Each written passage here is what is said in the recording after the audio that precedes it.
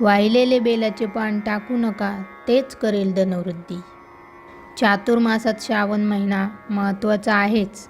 त्यातही श्रावणी सोमवार शिव उपासनेच्या दृष्टीने फार महत्त्वाचा ठरतो. या दिवशी आपण उपवास करतो आणि शिव आराधना म्हणून जप, जाप्य, स्तोत्रपठण आणि शिवाचे नाम घेतो. श्रावणी सोमवारी शिवामूठ वाहण्याचाही आपल्याकडे प्रघात आहे. त्याबरोबरच पांढरे फूल आणि बेलाचे पान देखील आपण आठवणीने वाहतो. मात्र दुसऱ्या दिवशी देवाचे निर्माल्य आपण टाकून देतो. बेलपत्राच्या बाबतीत मात्र आपल्याला एक उपाय करायचा आहे. ज्योतिषशास्त्रानुसार देवाला एकदा वाहिलेले फूल पान पुनर्वापरात आणले जात नाही. मात्र बेलपत्र त्यास अपवाद आहे. हाच अपवाद पाहता आपण बेलाचा पुनर्वापर धनवृद्धीसाठी कसा करता येईल ते पाहणार आहोत. मुळात शिवाला, गणेशाला, हरतालिकेला वाहिली जाणारी पत्री ही निसर्गाची तोंड ओळख व्हावी म्हणूनच असते. आता आपण बाजारात जाऊन सगळी पत्री एकत्र विकत घेतो. त्यातल्या पानांची ओळख विचारली तर 80% महिला निरुत्तर होतील.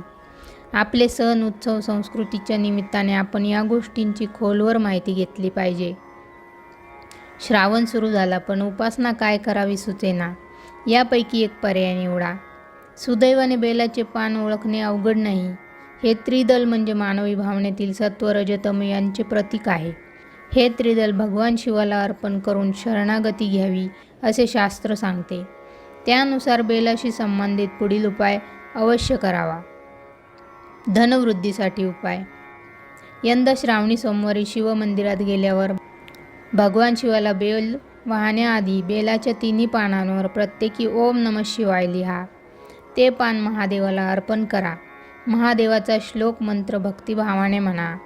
अगदीच काही पाठ नसेल तर ओम नमः शिवाय 11 वेळा म्हणा. नंतर ते पान उचलून आपल्या तिजोरीजवळ न्या.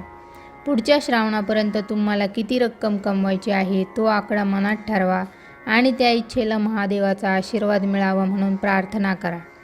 अवास्तव अपेक्षा न ठेवता आपल्या उत्पन्नाचा अंदाज घेऊनच रक्कम ठरवा आणि तेवढी रक्कम पुढच्या श्रावणापर्यंत तिजोरीत जमा होऊ दे अशी प्रार्थना करा आणि ते पान तिजोरीत एका कोपऱ्यात ठेवून द्या. हा उपाय वापरून अनेक भाविकांनी लाभ घेतल्याचे ज्योतिषशास्त्रात नमूद केले आहे. श्रावणानिमित्त हा उपाय नक्की करून बघा. धन्यवाद.